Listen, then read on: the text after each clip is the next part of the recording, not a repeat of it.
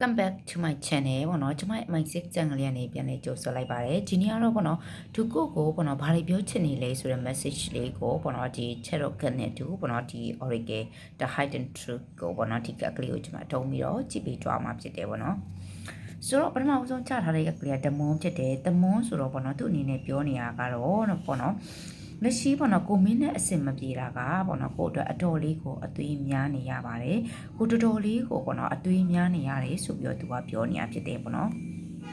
်လက်ရှိမင်းနဲ့အဆင်မပြေတာဟာကိုတော့အတော်လေးကိုအဆင်မပြေစေဘဲနဲ့အရန်ကိုအသွေးများနေရတယ်တချို့ဆိုရင်တကယ်ကိုပြတ်တောက်သွားတယ်ဆိုတာမျိုးကိုလာပြီးတော့တွေ့ရတယ်တချို့ကျတော့တကယ်အဆင်မပြေနေတဲ့အနေအထားမျိုးအဲ့လိုမျိုးဖြစ်တာဖြစ်တဲ့ကြောင့်မို့သူလဲပေါ့နော်အရန်ပေါ့နော်အသွေးများနေရတယ်စိတ်ညစ်နေရတယ်ညဆိုရင်လည်းတကယ်ကိုသွေးမိနေတယ်မင်းကိုမသွေးမိပဲနဲ့မနေနိုင်ဘူးဆိုတာမျိုးကိုလာပြီးတော့တွေ့ရတာဖြစ်တယ်အဲ့ဒီတွေးကြောင့်ပဲကိုအရန်စိတ်ညစ်နေရတယ်လို့သူကပြောနေတာဖြစ်တယ်ပေါ့နော်ပြီးတော့ template ဆိုတဲ့ကလေးကြားထားတာဖြစ်တဲ့ကြောင့်မို့သူအနေနဲ့ပေးနေတဲ့ message ကပေါ့နော်ကိုမင်းနဲ့ပြန်ပြီးတော့အဆင်ပြေခြင်းနဲ့ကိုတို့ပြန်ပြီးတော့အဆင်ပြေကြရအောင်ကိုတို့ပြန်ပြီးတော့ညှိနှိုင်းကြရအောင်ဆိုပြီးတော့သူကမင်းကိုပြောနေတာဖြစ်တယ်ဘာဖြစ်လို့လဲဆိုတော့ template ကိုကြည့်လိုက်ခပ်နှစ်ခပ်ခွက်လေးနှစ်ခွက်ကိုပေါ့နော်ပြန်ပြီးတော့လောင်းချနေတ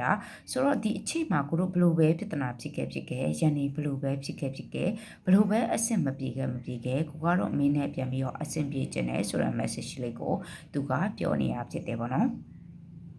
ပြောပေါ့နော်ဒီပေါ့နော် the magician ဖြစ်တာဖြစ်တဲ့ကြောင့်မို့ပေါ့နော်ကိုပေါ့နော်မင်းနဲ့ပြန်ပြီးတော့အဆင်ပြေပြီးတော့မင်းနဲ့ပြန်ပြီးတော့လှုပ်ချင်တဲ့အရာတွေတကယ်မင်းကိုပြောချင်နေတဲ့စကားတွေမင်းကိုချင်းပြချင်နေတဲ့စကားတွေမင်းကိုပေါ့နော်ဒီပေါ့နော်ပြောချင်နေတဲ့အရာတွေမင်းနဲ့အတူတူလှုပ်ချင်တဲ့အရာတွေကိုအများကြီးရှိတာဖြစ်တဲ့ကြောင့်မို့ကိုမင်းနဲ့အရန်ကိုအဆင်ပြေခြင်းလို့တခါလေကြာရင်ကိုမင်းနဲ့ပြန်ပြီးတော့အဆင်ပြေတဲ့ moment မျိုးကိုတွေးနေမိတယ် manifest လုပ်နေမိတယ်ဆိုပြီးတော့သူကပြောနေတာဖြစ်တယ်ပေါ့နော်နောက်တစ်ခါအနေနဲ့ wheel of fortune ဖြစ်တယ် wheel of fortune ဖြစ်တာဖြစ်တဲ့ကြောင့်မို့ပေါ့နော်ဒီပေါ့နော်ကိုရိုနှစ်ယောက်ရဲ့ဂျားမှာပေါ့နော်ကံကြမ္မာအပြောင်းလဲကောင်းမွန်သောကံကြမ္မာအပြောင်းလဲချိလာရင်တော့တိတ်ကောင်းပါပဲဘာဖြစ်လို့လဲဆိုတော့ကိုအရင်လိုမျိုးမင်းနဲ့ပြန်ပြီးတော့ပျော်ရွှင်ခြင်းနဲ့ကိုအရင်လိုမျိုးမင်းနဲ့ပြန်ပြီးတော့ကြည်နိုးခြင်းနဲ့ဆိုတော့ပေါ့နော်ကိုတကယ်ပဲပေါ့နော်ကောင်းမွန်တဲ့ fortune ကောင်းမွန်တဲ့ကံကြမ္မာအပြောင်းလဲရှိဖို့ကိုစွတ်တောင်းနေတယ်လို့သူကပြောနေတာဖြစ်တယ်ပေါ့နော်ပြီးတော့ပေါ့နော်တက်ချတာဖြစ်တဲ့ကြောင့်မို့တကယ်ကိုပြပြတ်သွားတဲ့ဆက်ဆံရေးတွေပြပြတ်သွားတာတိတ်မကြသေးတဲ့ဆက်ဆံရေးတွေအများကြီးပါတယ်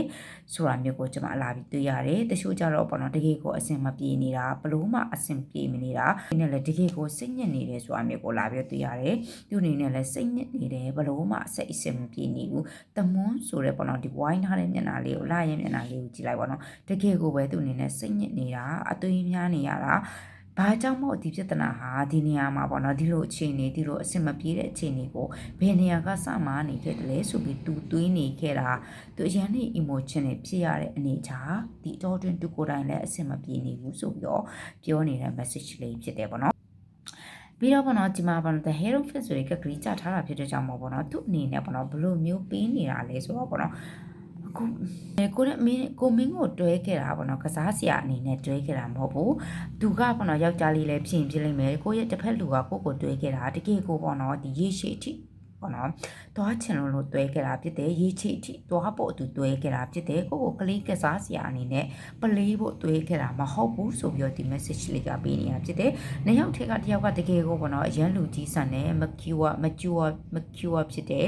ပြီးတော့ပေါ့နော်တကယ်ကိုပဲနှစ်ယောက်ထက်ကတယောက်ကပေါ့နော်ဒီနည်းနည်းရှေ့ရိုးဆွဲတယ်အဲ့လိုမျိုးအနေအထားပေါ့နော်တချို့ကျတော့ဒီ family မိသားစုပေါ့တော်တော်လေးကိုဦးစားပေးနေရတဲ့လူတွေပါတယ်ဆိုတာမျိုးကိုလာပြီးတော့တွေ့ရတယ်ဒါပေမဲ့သူလက်ရှိအချိန်မှာသူအနေနဲ့ပေါ့နော် the hierophant 3 of pentacle ဖြစ်တာကြောင့်လက်ရှိအချိန်မှာသူကိုနဲ့အရ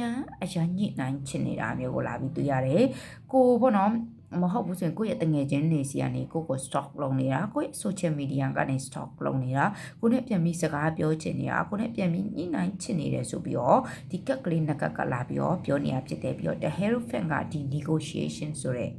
vice မျိုးကိုကျွန်မခံစားရတယ်ပြီးတော့ဒီကကလေးနဲ့တူတူပဲဆိုတော့ပေါ့နော်လက်ရှိအချိန်ဒီမှာပေါ့နော်ကျွန်မရဲ့ follower ကျွန်မရဲ့ subscriber လေးတွေကိုပေါ့နော်သူကလာပြီးတော့ညှိနှိုင်းချင်နေတယ်သူကလာပြီးတော့ပေါ့နော်ဒီ stock လုံးနေတယ်စကားပြောချင်နေတယ်ဆိုတာမျိုးကိုလာပြီးတော့တွေ့ရတာဖြစ်တယ်ဆိုတော့ပေါ့နော်တိတ်မကြခင်မှာသူကလည်းလာပြီးတော့ညှိနှိုင်းလိမ့်မယ်လို့ကျွန်မတွေ့ရတာဖြစ်တယ်ဆိုတော့ဘယ်တော့လောက်သူညှိနှိုင်းမလဲဆိုတာလေးကိုကျွန်မကြည့်လိုက်တဲ့အချိန်မှာပေါ့နော်အခုဒီ9လပိုင်းကုန်10လပိုင်းလောက်ကို2စီက ပေါ့နော်စကားကြားရဖို့ရှိတယ်သူချီကလက်ပြန်လာပြီးညှိနှိုင်းတာမျိုးကြားရဖို့ရှိတယ်ကျမရှင်းလာပိုင်းကအရန် strong ဖြစ်တယ်ပေါ့နော်သူချီက message ပုံခေါ်ရတာသူချီကပြန်လေပြီးညှိနှိုင်းတဲ့စကားမျိုးကြားရတာဒီ9လပိုင်းအကုန်8လပိုင်းကိုတော့အရန် strong ဖြစ်တယ်မဟုတ်ဘူးဆိုရင်ကိုယ့်ရဲ့တငယ်ချင်းတွေစီကတဆင့်သူလာပြီးတော့စကားပါတာအဲ့လိုမျိုးတွေကိုအများကြီးတွေ့ရတာဖြစ်တယ်တူတော်တူကလည်းတမွန်ဖြစ်တဲ့ကြောင့်မအဆင်ပြေမနေဘူးကိုနဲ့ပြန်ပြီးတော့အရန်အဆင်ပြေခြင်းနဲ့တက်တောက်တာတွားတဲ့ဆက်ဆံရေးတွေအများကြီးပါတယ်ဆိုတာမျိုးပေါ်တွေ့ရပြီးတော့သူပြန်လည်ပြီးတော့သူညှိနှိုင်းလာလိမ့်မယ်ညှိနှိုင်းချစ်နေတာမျိုးပေါ်လာပြီးတော့တွေ့ရတာဖြစ်တယ်ဆိုတော့ကျွန်မဒီပေါ့နော် hidden ဒီ oracle ကလေးကိုလည်းကျွန်မကြည့်ထားပေးတာဖြစ်တယ်ဆိုတော့ပေါ့နော်ကျွန်မ oracle ခက်ကလေးကိုပထမကက်ကလေးကိုကျွန်မဆွဲထားပြီးသားတဲ့ကပထမကက်ကလေးကိုကျွန်မကြည့်လိုက်မယ်သူကဘယ်လိုပြောနေလဲဆိုတော့ I am becoming a better person နဲ့ငါကပိုကောင်းတဲ့လူတစ်ယောက်အခုဖြစ်လာနေတယ်ပိုကောင်းတဲ့လူတစ်ယောက်ဖြစ်ဖို့ပေါ့နော်သူစူးစမ်းနေတာဖြစ်တဲ့ကြောင့်မို့အခုပိုကောင်းတဲ့လူတစ်ယောက်ဖြစ်လာနေပြီလို့သူကကိုပြောနေတာဖြစ်တယ်သူအရင်လိုမဟုတ်တော့ဘူးအရင်လိုမစိုးတော့ဘူးပိုကောင်းတဲ့လူဖြစ်လာနေပြီလို့သူကပြောနေတာဖြစ်တယ်ပေါ့နော်နောက်တစ်ခုအနေနဲ့ you came closer than anyone မင်းကသူ့ဘဝထဲမှာပေါ့နော်မင်းကပေါ့နော်တခြားလူတွေထက်ပိုပြီးတော့နီးကပ်တယ်လို့သူခံစားရတယ်မင်းကပိုပြီးတော့နီးကပ်လာတာပေါ့နော်တခြားဘယ်သူတစ်ချက်မဆိုမင်းကပေါ့နော်ပိုပြီးတော့ close ဖြစ်တယ်လို့ပို့ပြီးတော့နီးကပ်ခဲ့တယ်လို့ပို့ပြီးတော့နီးစပ်တယ်လို့ဆိုပြီးတော့ပေါ့နော်သူကပြောနေတာဖြစ်တယ်ဆိုတော့ပေါ့နော်အရင်တုန်းကပေါ့နော်တင်တို့နှစ်ယောက် relationship တွေ situationship တွေမဖြစ်ခင်တုန်းကပေါ့နော်